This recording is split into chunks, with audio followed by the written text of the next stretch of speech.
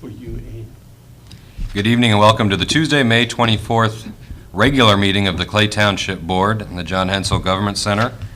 We're going to call this meeting to order at 6:33.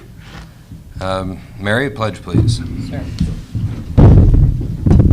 Pledge allegiance to the flag of the United States of America and to the republic for which it stands, one nation, under God, indivisible, with liberty and justice for all. First action item of this meeting is approval of minutes from April 26th. I'd like to make a motion that we accept those minutes. I will second. All those in favor? Aye. Carries 2-0. Any public comments? Hearing none. Action items, 2016 fire contract. Mr. Bosma. Thank you, Mr. Chairman. I have more information for you than you're going to want, but I know this was an issue last meeting when I was not here, so I have done some analysis to inform the board.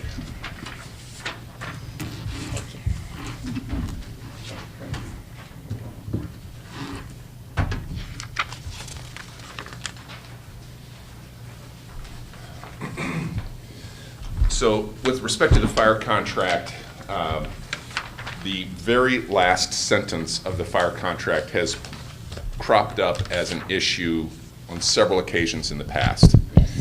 I was not the original drafter of this agreement. I inherited it from, we all inherited it from a couple decades ago. So what I had done, first of all, in your options for continuation memo, on the last sentence of paragraph 18 is what is the focal point here. In the event that the city has provided fire protection in 2017 and a mutually acceptable contract is not reached between the city and the township for 2017, the township shall reimburse the city based upon the same formula utilized in this agreement based upon 2015 paid 2016 assessed valuation. The chart with dates back to 2000. In the past, there are years where I've received this contract and made the revisions. There are years where the trustee has made revisions to the contract, and I haven't seen it until we got to this meeting, not just Doug, but Judy before him. So I have some copies of this, historic copies of this agreement. I injected myself in 2011 because of some I don't want to say errors, but just changes that weren't intended, and said I would like to look at the contract before it gets adopted. So I've got 2011 through 2016, the current one that was drafted, along with Doug. The question of what to do if the contract is not renewed, if services go forward, the city has to continue to give services. That same language that raised red flags for you all last time has been in that contract at least since 2000, okay? Now, there were a couple of years where a mistake in dates was made where it actually went back 2 years, assessed value from 2 years prior. There was 1 year when somebody else did it, it said the assessed valuation for the new year, okay? The new contract for the new year. So what I've done with this chart, I've always thought there are two possible readings with this language. It's imprecise. And those are on the far right-hand column in 2009.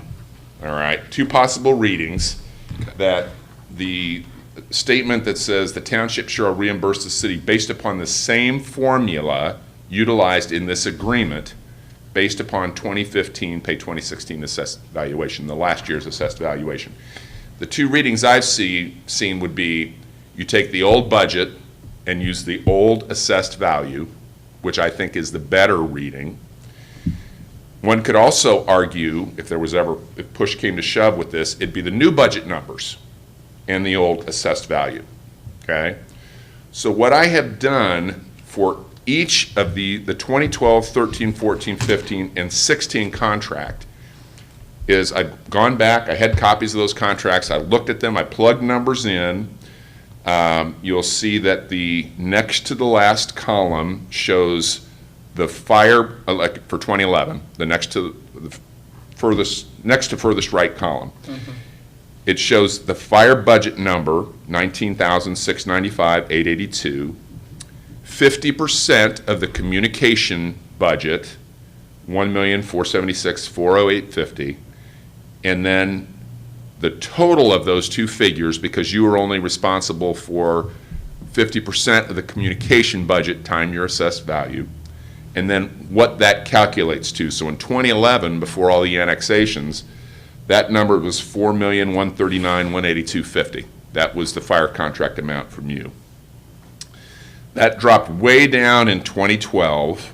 There was about a 1% increase in the budget, but your assessed value percentage went from almost 20 to just less than 3%. So your budget amount was $632,408. So what that column to the right says is for that year, when your budget was $632,408, if you didn't renew, if there wasn't a new contract in the following year, the 2013 contract year, what would you owe? Well, I think by the preferred reading, it would be $632,408 by the, because it's that this contract year, 2012's assessed value and the old budget number, so it's the same amount as the prior year. The less preferred reading, but arguable reading, which would be the new budget numbers using the old assessed value, would be $650,180. If you look at the column to the left of that, the next one down, the actual budget figure was $667,753.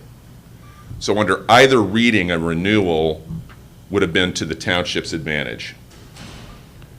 Okay, now move down to the 2013 contract. Your budget is $667,753. Under the two readings, for a renewal, non-renewal year, your amount would be $667,753 or $682,030. Why is that? That's because your assessed value actually went up just a little bit, from 3.04% to 3.06% in the 2014 contract year.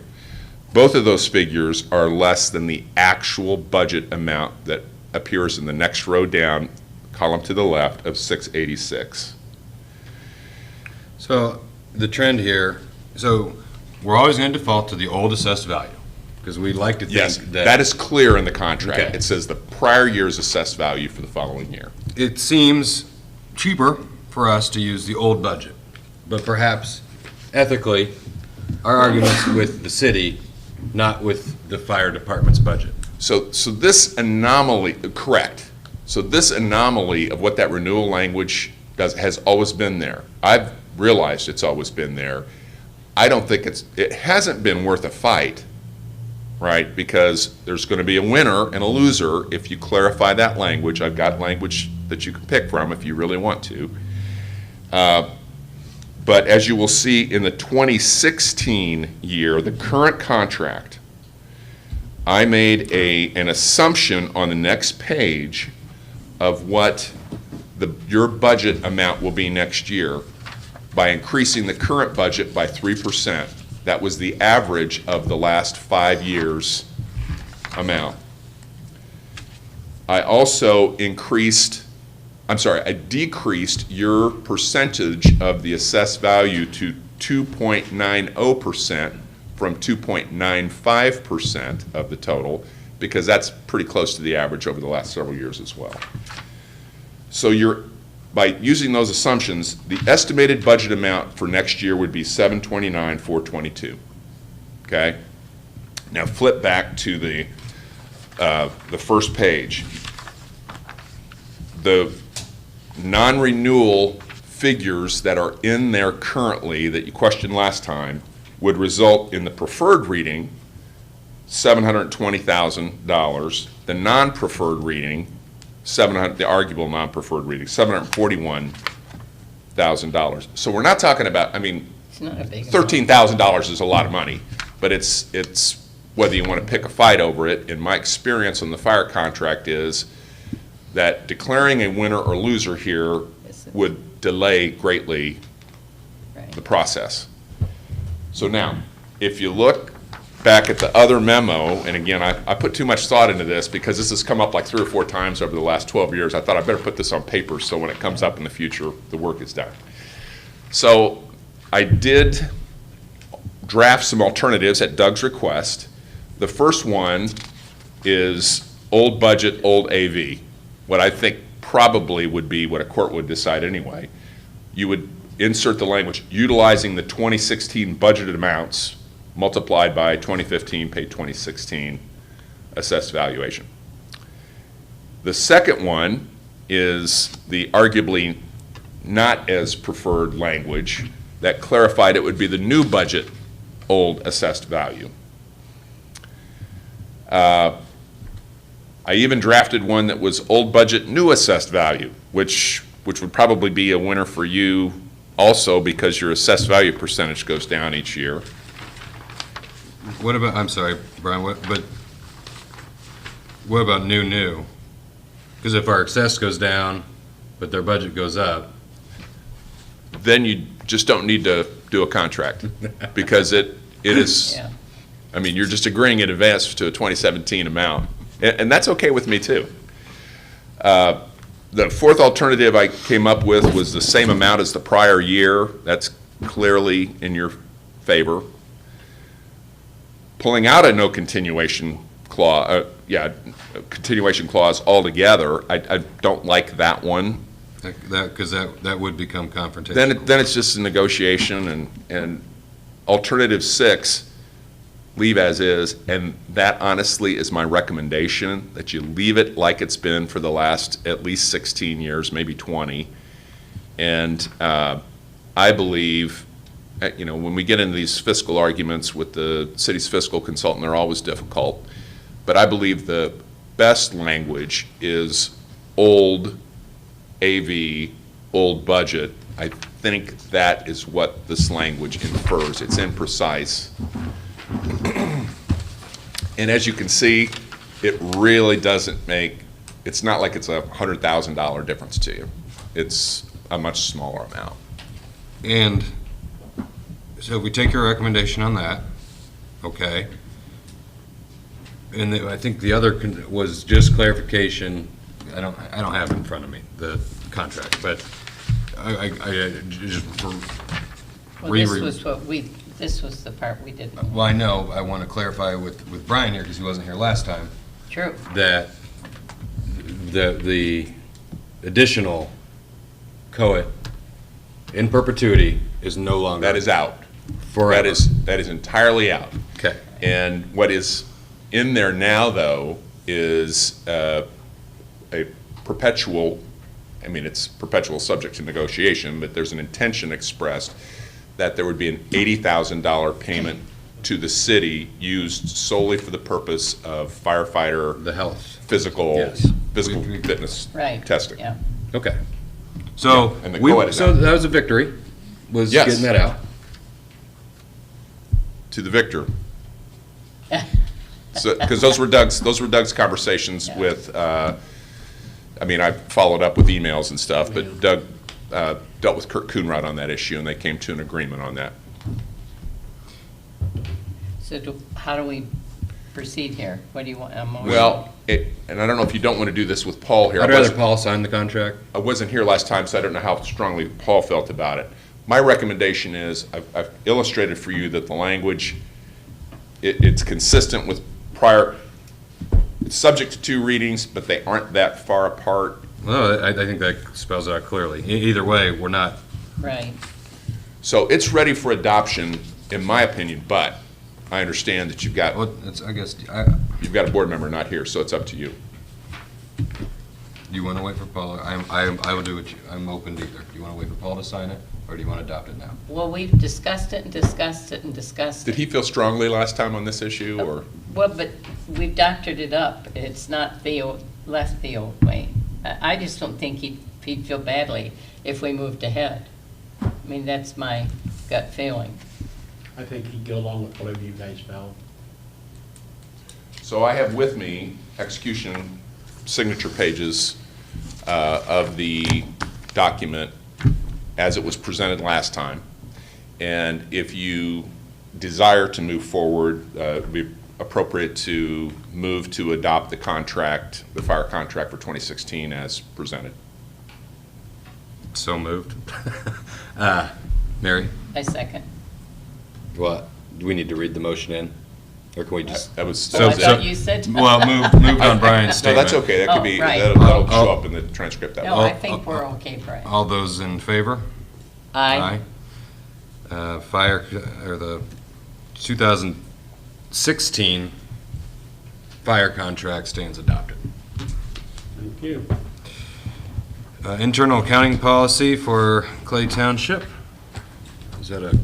Yeah, that's me too, sorry. That's these two both. Yeah, we're together. He worked So- on it, and then Angie had some. So, and you have received copies of this? Yes, Correct. in the packet. All right, so the internal control policy has been mandated by legislative action, not this year, but last year.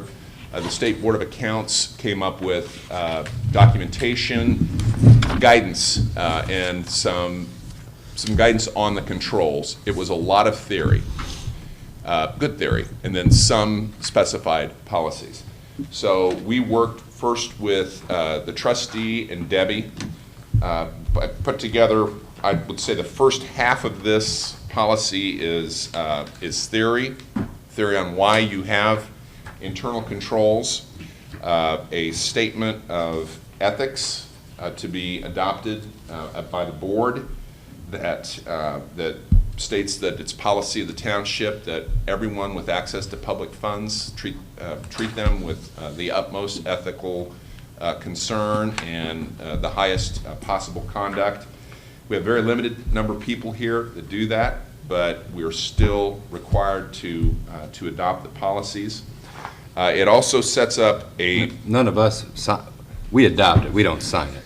We don't. You will adopt a resolution that adopts the policy. You actually need to have a little training on it, and I'll do that whenever it's convenient, before the next meeting, or there's a DLGF video that you can watch also. I didn't find it tremendously helpful. It talked you'll know a lot about theory of internal control, but you won't really understand the processes here. Essentially, they say the goal is for accuracy in financial accounting.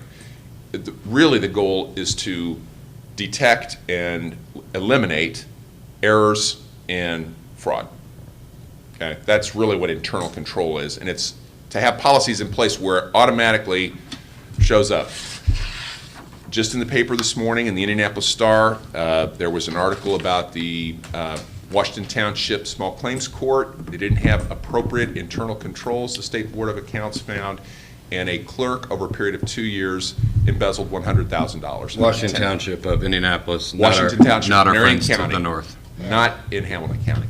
And it, unfortunately, I'm not aware of any in Hamilton County. In preparation for preparing these materials, I read a lot of investigatory reports by the State Board of Accounts, and I can understand why there's action to do this. It's not here. Everything's above board here. But we pick up the paper and we read frequently a clerk, sometime an elected official, they're not appropriate controls in place, and they have access to funds, and they self-deal. So the purpose of the internal control policy is to establish policies that eliminate that and certainly limit it and detect it. So the board I'm sorry, Brian. Yes, please. I want to clarify, though, the board does not have access to funds. That's correct. There are only really 3 or 4 people that have access to funds here. Obviously, the trustee, Debbie, the chief clerk. That's her title, right? Yeah. There also are some, the station captain of Station 45 makes some purchases, and the cemetery maintenance contractor for the township makes some purchases. And there are items set forth here that are procedures. I will tell you the difficulty is, one of the big items is segregation of fiscal responsibilities. So the same person should not, almost all of these issues, whether it's the Washington Township of Marion County, Small Claims Court, pick your county, Lake County, Ripley County. Yeah, well, it isn't just Lake County, believe me. Marion County, the Center Township Small Claims Court. The problem has been one person receives funds, one person fills out the same person fills out the deposit ticket, the same person enters it into a ledger, and when the bank statements come, that same person is responsible for reconciling the balances. And with that, fraud can go on for, which is not atypical. That's pretty much so what happens here. But there's only 2 people really in the office with these kind of responsibilities. So these policies set up, the board adopts them.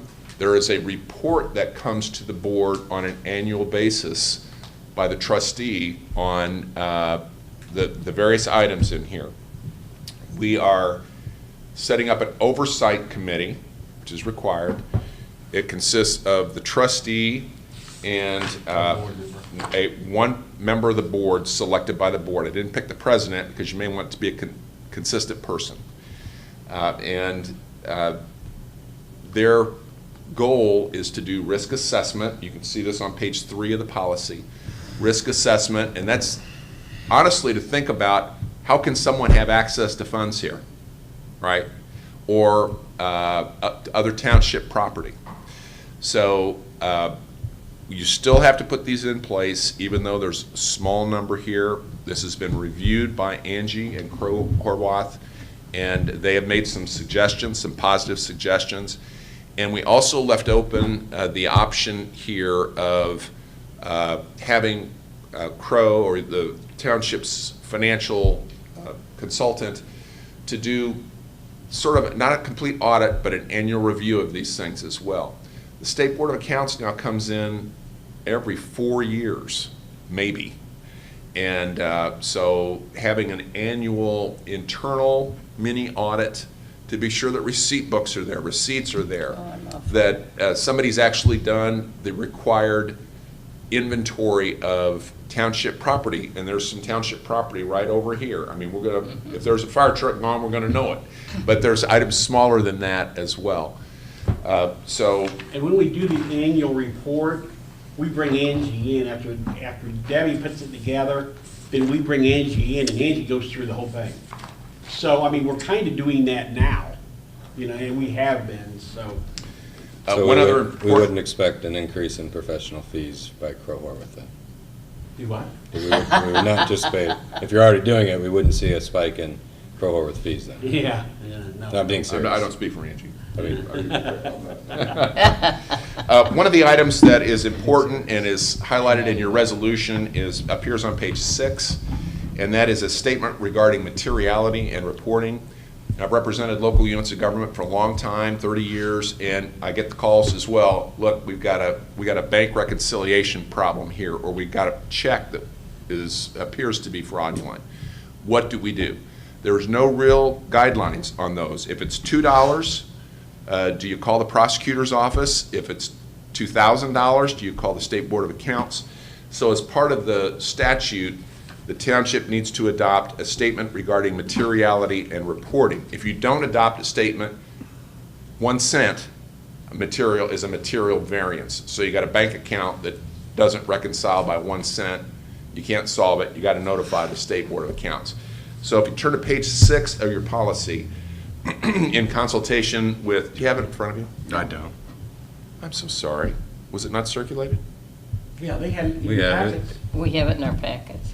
I've got Yeah, a they're in the- resolution. It's in your packet. It's this one here. My packet's on my desk at the Okay. office. Oh. well, I mine bring is- 50 copies of these things all the time, and The one time Yeah. you don't. You know, I might have one here. Here you go. Here it is. Was Let's it, share it. yeah, Mary and I can look at this. Okay. But is the intent, so, Well, here's another one. No, you don't have to adopt it tonight. that's what I'm asking. Yeah, You don't have to here's adopt it another tonight. So if you look on page 6, another important item is a statement regarding materiality and reporting. And working with Angie, with Doug, and Debbie, we've set up a system here as to who gets notified if something doesn't balance right. If it's cash and deposits, if there's a $25 difference, the trustee is notified. If it's $250, the trustee and the township board is notified. If it's $500, that's material with respect to notifying the State Board of Accounts. Credit card and PO purchases, those are very limited here, but they do happen. We stuck with the same important 250, 500. We let you know about any of those, okay? Payroll, I have another client where there's a payroll anomaly, and again, we tried to pick something reasonably low, $250. Again, here, there's only, 4 or 5 people 6 people on payroll. So, but if there's a $250 variance that we can't solve, then the trustee is notified. Actually, that needs to be All the way across. that needs to be all the way across. Yeah. So, yeah, I will fix that for the final adoption. Fixed assets, a fixed asset is any hard tangible asset that the township owns that's valued over $5,000. If any fixed assets are not accounted for, everybody gets notified. And then there's going to be something else that's going to pop up, I just know, so I put an other category in there. Again, $250, the township board is going to know. Now, there's one in the next page, you see confirmation of variances prior to reporting. We don't anticipate that when Debbie goes to reconcile the statement that it's $25 off and she's got to start picking the phone up and notifying everybody. She needs to confirm, take it to the supervisor, and try to get it solved. And then if there is a material variance, even one that's not reported to you because it's so low, the trustee is to keep a log of that, and that is part of your annual report.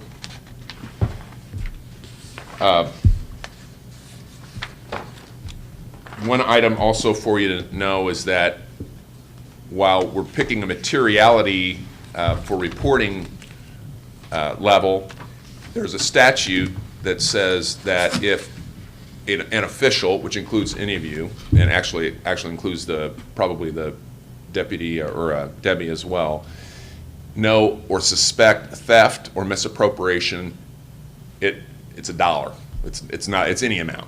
So something is missing, whatever, you don't go by the materiality thresholds if you suspect someone has taken something. I can go through all the details on the other items. I'd encourage you to read them. And again, there was Email you any questions? I'm sorry. Yeah, Just email me email any your questions that you have or comments, and then we'll discuss it at the next meeting.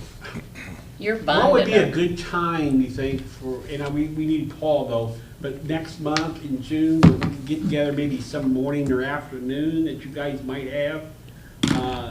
Is that very possible? I mean, we can't do it now because Paul's not here, but I would like to do it before July 1st, do the training part, have Brian come up here, go through it step or page by page, and it won't take that long, but at least you guys are aware of everything that's going on, and Debbie will be sitting in there also. So the statute requires by July 1 that an internal control policy be adopted, and that the elected officials and every employee with access to public funds be trained. It can be done in 45 minutes, but you literally do have to have a discussion of this But we don't after need it's adopted. training, Yes, even though we don't have access to public. yes, Oh. this is correct. The elected officials need to have that also. And that's the meeting Doug's talking about. And it'll be a discussion. I've done half of it already. I just haven't gone through. Why don't you shoot us some dates? We can, For me, looking at my month, it needs to be sooner than later in the month. Okay, I'd say that too. We Matt, want, what days do you, what days work best for you? Then because I can. I mean, if we're talking mornings, so if we can be done by 9 on Wednesday mornings, I'm good. On Wednesdays? Um, I'm pretty open right now. I can't do Mondays. So if we say 8 o'clock, Wednesday morning, Or 7:30, I would need to, okay, I would need to leave. how about 7 a.m.? I'm fine with that. Well, that's fine. We can get it done in 45 minutes. That way, you guys